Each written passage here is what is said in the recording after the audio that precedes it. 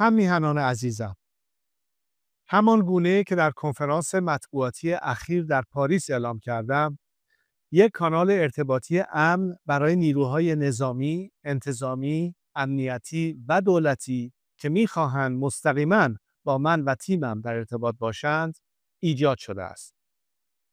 آگهی تلویزیونی این کانال ارتباطی در حال حاضر فقط از شبکه ایران اینترنشنال پخش می‌شود.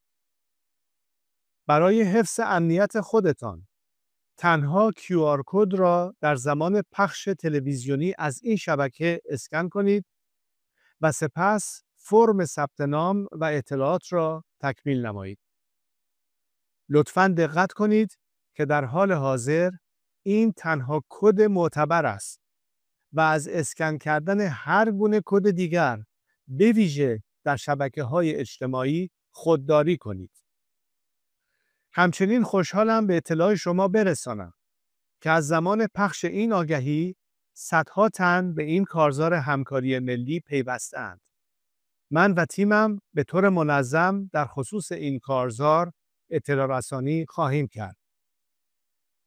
بار دیگر به آن دسته از اعضای میهن‌دوست نیروهای مسلح و امنیتی ایران که دستشان به خون ملت آغشته نیست میگویم اکنون زمان پیوستن به ملت است.